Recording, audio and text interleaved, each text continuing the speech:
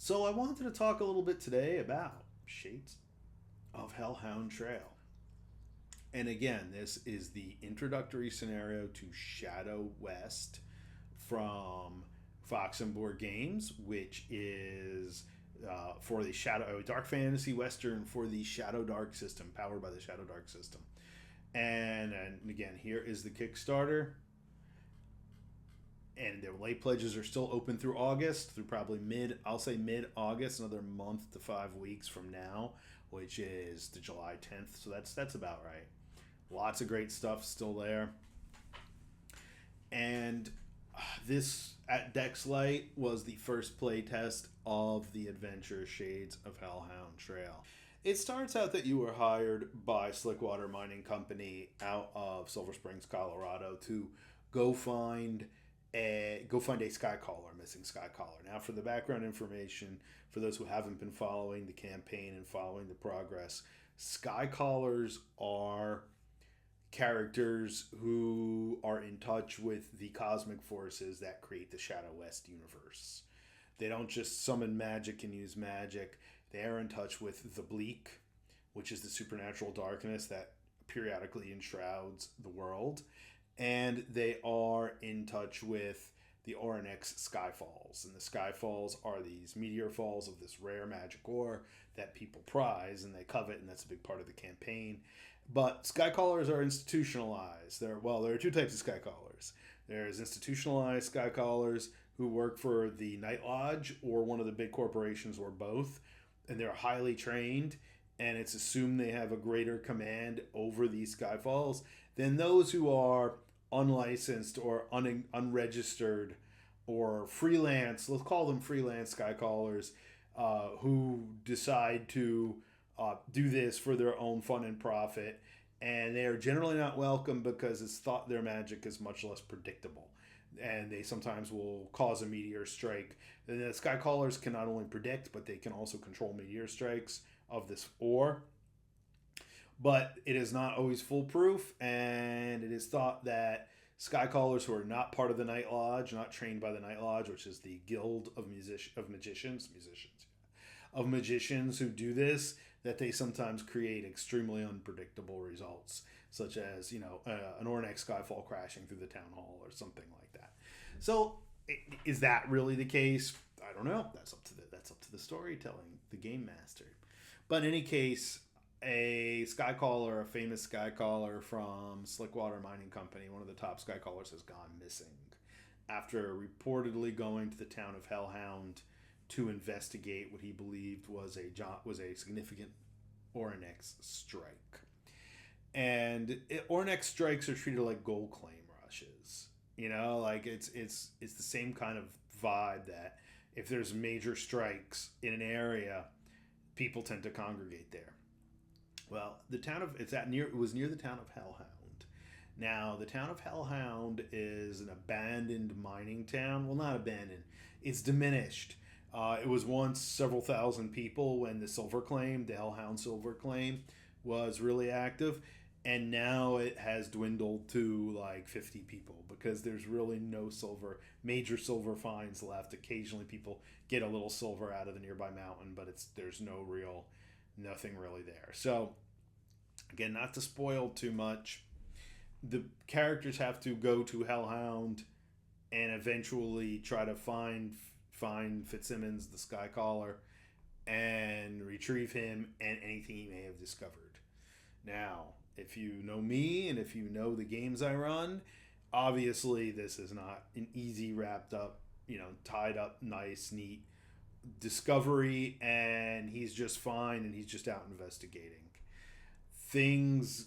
The scenario is in 3 parts. The first part is, of course, your introduction, and part of the introduction is overland travel to Hellhound. And there is a random encounter table that I created just for this particular scenario, which I don't think I'm going to show it here because I don't want to spoil anything. And out of that came the Death Horse encounter, and there you have the Death Horse. Now, the Death Horses look like regular horses, except, well, they're dead, or they appear dead. There's something that comes out during the bleak. And unlike regular horses that graze for grass, these graze for corpses. and they occasionally dig up graves. Now, previously, the party had encountered a creature as part of the introduction, just to get everybody used to the dice rolling and what their characters can do in combat. And they actually kept the corpse of this creature, which was really interesting. And it was more interesting that I rolled the Death Horse random encounter, because the Death Horses were naturally just attracted to the corpse in the camp. That was at the edge of the camp. So it was a great scene where there was more than one body of these creatures, and they kept them all, which I thought was really strange when they did it, but it really worked with the story. So then they had to like kind of lure the Death Horses away. Now what they were amazed by is that the Death Horses just kept eating. They kept eating as much dead flesh as these characters were throwing at them, and that was absolutely hilarious. They were kind of like, you mean they're still there? They haven't left? I'm like, no, they're still there. So it was a good creep factor that and they weren't really aggressive. They were just hanging around the edge of the camp, which now Death Horses, as you can imagine, once they ran out of dead flesh, much like zombies, they start to go after anything that's living that's around. So they did manage to deflect the Death Horses, and that was a fun part. So there's the Overland encounter. There was one other incident in the Overland encounter, and as they're going on the Overland encounter, they find a few clues as to what's going on, and again, I'm trying not to spoil anything, as to that Fitzsimmons' disappearance might not be the only strange thing going on, naturally, and that there might be other people out investigating this, naturally. So there's an Overland sequence. So the scenario is 3 parts. There's the Overland sequence, the investigation in the town of Hellhound, and then tracking Fitzsimmons, finding out what he learned in Hellhound, then tracking Fitzsimmons and encountering him and figuring out what's going on. So it wasn't that challenging of a scenario to design. I mean, I structured it similar to a D&D adventure, right? With a Western flair and with all the tropes of Western. Like in the beginning, it starts out that there is a little bit of a chase scene. So that, that I got that Western feeling going on. And then I had in the investigation, now the town of Hellhound, again, is kind of an open and investigative. I have several investigative scenario. I have several locations. Now, this was only a 3-hour game slot, and I'll get to that in a moment. So they did not spend a lot of time in the town of Hellhound. They got one clue when they got there, and they went right to that clue, and they found the clue, and they uncovered more, and then decided what they had to do to find Fitzsimmons. So that part of it worked flawlessly. And I had to think a lot about scenario design as I was getting the feedback. And then they went into the final encounter area, which, big hint, it's dark in there. So you'll probably be able to figure out where they ended up looking for Fitzsimmons. I already said there's an abandoned silver mine. It's not like this is going to be a big secret, right? These adventures are not necessarily big surprises.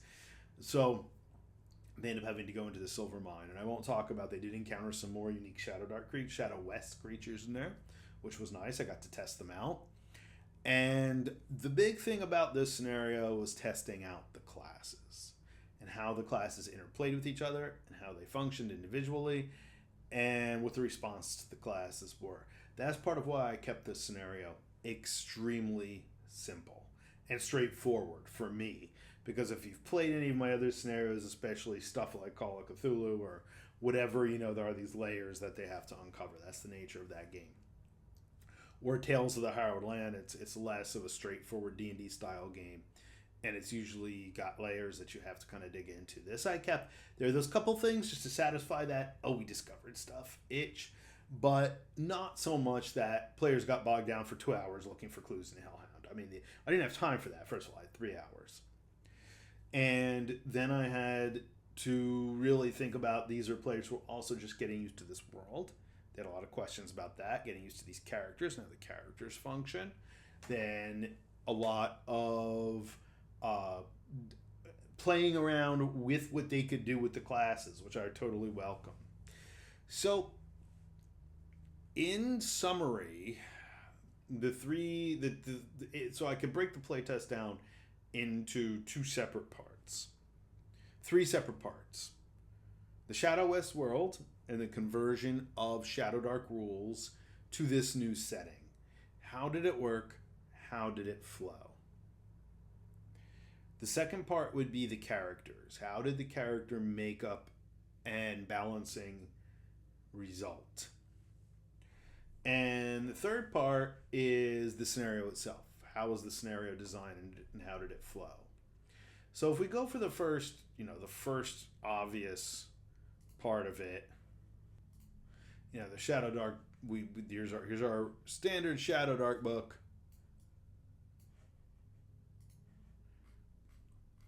And I had to think about the conversion of firearms was one of the main things, the conversion of armor. These were actually the two main things I tested. As far as things like morale, spell focus, dying, this all remains the same in ShadowWest. All those core mechanics remain the same. And I'll talk a little bit about the feedback I got on that. And the character makeup is basically the same. Let me pull up, though, if you're watching, if you're part of the Patreon, you have already seen some of this. If I'll open recent, I'll close down the Death Horse. This was one of the main character classes that I really wanted to see tested, and that would be the Holy Roller. And this was interesting. A friend, Dan Sandin, who's also ran games at Day Gaming, runs other games, and we've played in one of my Call of Cthulhu Old West games. We spent a lot of time hanging out at the con, which was fun. But he played the Holy Roller, which was really interesting. So, as you see, there are some different class abilities here. It wasn't a one-to-one conversion of the cleric, and that was kind of the first comment I got. Well, so first of all, the good news. If we're talking about the general conversion, the conversion seems to work. The weapons seem to work. The way the bleak functions as the ShadowDark outdoors, what it does is that beyond close, your immediate close environment, your vision is obstructed by the supernatural darkness. Though it doesn't create pitch blackness, it makes it harder to see. And it beyond, I think it was beyond near. I'm sorry, beyond near, beyond 30 feet, it's hard to see. If you don't get a light going, you're not completely blind, but the encounters do become risky. The encounter structure does become risky. So there's more likely a chance for random encounters if you don't have a light going and you're out in the bleak. And if you are trying to do anything beyond the near range, you get a disadvantage. And the other thing that it does is it dampens light. It eats light. The bleak itself eats light, so your light ranges are all cut in half. Also, in ShadowWest, you only have 30-minute timers. And I did that because the nature of the scenarios, I believe, are going to be much tighter. They're going to be less about long dungeon crawls, expansive dungeon crawls, and more about short encapsulated environments. But otherwise, once you get into pitch blackness, like in a mine, the ShadowDark functions normally. All of that worked really well. They really liked this conversion. Some had played ShadowDark, some had not. They really liked this conversion, this feeling of this dark, threatening Old West. And that I thought was a major success. And the fact that, superficially at least, we haven't found anything broken in the character conversions or in the basic rules. Spellcasting works the same. People seem to really enjoy that. So I was thrilled with that. The next thing that we wanted to talk about were, what did people think about the characters? People really liked the characters. They really got into them. It was a lot of fun. The one character that they felt was a little bit less useful was the Range Rider. Now, there was the open travel portion, introduction of the scenario. And there is another portion where a Range Rider can use some of their riding abilities to... the character did something that I thought about with the Range Rider, but I had forgotten to put it on the sheet, but he figured it out and did it. And that was pretty cool. I'll take a look at that later. Anyway, the Range Rider, he felt that there wasn't enough opportunity to use the horse and riding abilities. That we'll talk about in a moment with scenario design. But I felt it was a little underutilized by the player. But that's a subjective thing. I mean, that's not a right or wrong. That's just the way it goes. So I thought that they could have maybe used the riding abilities a little bit more in the beginning, especially to facilitate encounters. But that's okay. I don't know. We have to play it more. Like, that's the reality. We have to play it more. Is a mounted cowboy as useful in a dungeon environment? No, of course not. But they do get some other abilities, and I think I'm going to add. So the character ended up doing a rope trick. He ended up using his lasso, and I'm thinking I might actually add that as a Range Rider class ability. And I had originally thought of that, and I think I actually forgot about it. That might go in. But aside from that, everybody felt the characters worked really well. Like the gunslinger's fanning ability, except for the player rolling ones several times. There was a whole sequence where everybody just rolled ones, like throughout most of the game. It was, or failed, and it was really rough. But aside from player and dice issues, the classes seemed to work really well. So the last part that I was testing was the scenario design. And I think that is where it could use a little bit more work. So they seem to think, at least for a 3-hour slot, the overland encounter wasn't necessary in the scope of this playtest adventure. I don't disagree. I think part of what that does, though, is it really establishes the nature of the world and lets the characters get familiar with themselves and the other characters. But they said maybe just a short sequence before you get into town. And start it, if it's going to be a 2 or 3 hour game, start it when they first get to town. And I don't disagree with that, because I found for all of my scenarios, in most scenarios I've played from other GMs, when they're in the kind of the testing phase, they put too much in the game. Because they're thinking in terms of campaign, and trying to pare something down, especially for like a 2 to 4 hour convention slot, is very difficult. And I know that sometimes I have issues with this. I've gotten pretty good with it, and this was really close. I had to cut out some of the mines, some of the interior scenario encounters, and I kind of had to railroad them maybe to the main encounter just to finish it. And they said they didn't feel that was necessarily completely satisfying. And I don't disagree. I mean, again, I thought it was a little unsatisfying too. And I didn't take into account things like, well, okay, they might spend more time talking in this one part than what I anticipated, which they did, which is, again, that's the way these scenarios play. And as I always say, people always say to me, don't you get bored running the same game over and over again at conventions? And I'm like, no, because every player group approaches it differently. The next player group might finish the entire thing in 2 hours. I don't know. I'm going to be playtesting it in a couple weeks with my home group online. So I don't know. We're going to test it a few more times and see. Same thing with the Range Rider class. Like part of me knew when I was making it, it's kind of like if you're familiar with the old D&D Cavalier class or adjacent riding classes. Like unless you have a game, a campaign, a setting that has a lot of outdoor action, those kinds of characters do often get neglected.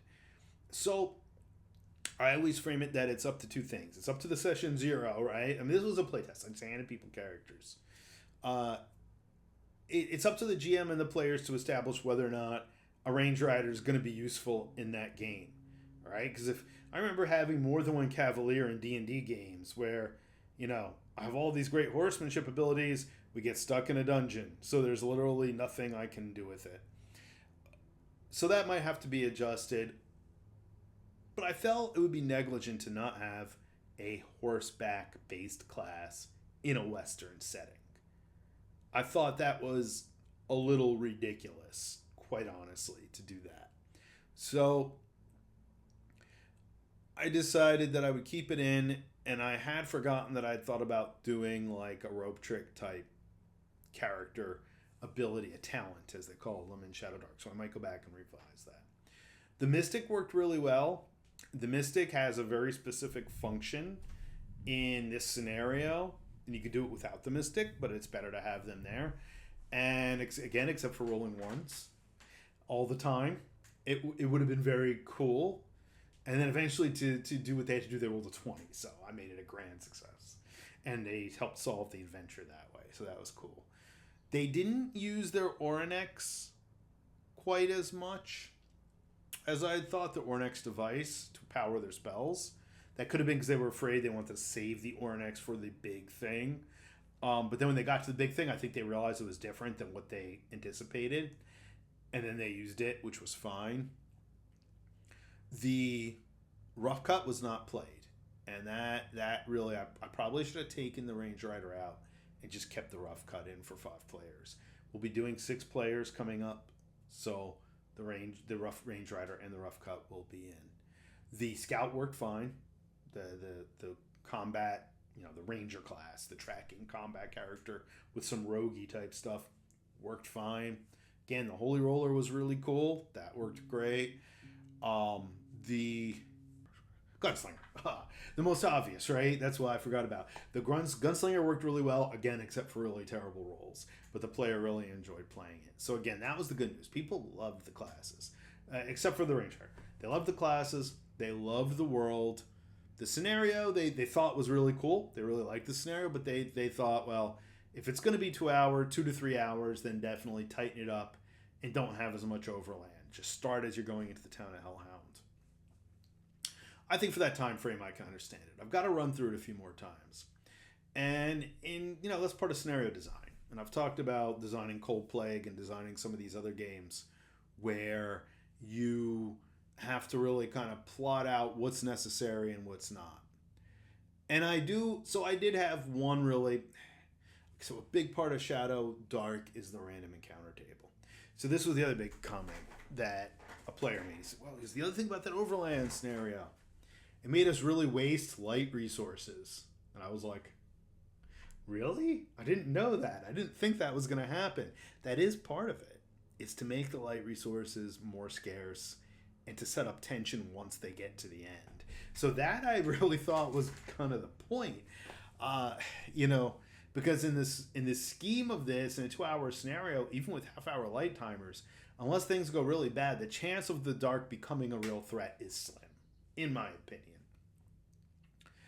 But it is funny because it did actually become a threat, because I had a character roll a 1 at one point. I was like, well, you drop your lantern, and the lantern goes out, so they had to deal with that. Then I had one of the enemies try to kick over the lantern when they put it on the floor to try to use their rifle. So it was interesting. It was interesting. It was also interesting because these players didn't necessarily have a real grasp on Westerns. They were approaching it from very much a dungeon crawl approach, which is fine because that's part of it, right? That's part of ShadowWest, is that it is ShadowDark in an Old West setting. So that has to be part of it. All these things have to be integrated. They have to be combined. So it was a very good playtest, and I was glad. I think I'll be excited to see how these next few months. So that brings us to the end of the stream, the conclusion of the stream. Some of this will appear on YouTube in bits and pieces, so you might be seeing it there. So that's why I'm phrasing that the way I am.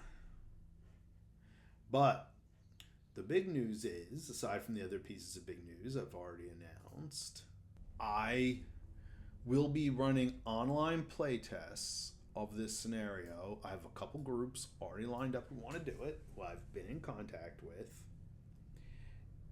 So the next time it's scheduled to run in person is page 3 in January, and I have one session of it. I might add another because there's a lot of people who want to play it. So I might do that. I'm going to take a look at my schedule and see if I can fit it in, because I'm already running quite a bit. I'm helping run the ShadowDark Mega event, the official ShadowDark Mega event at page 3, Philadelphia Area Gaming Expo. Be there or don't be there. Let me pull that up for everybody. A shout out. A shout out for my man Ron and his whole crew running this.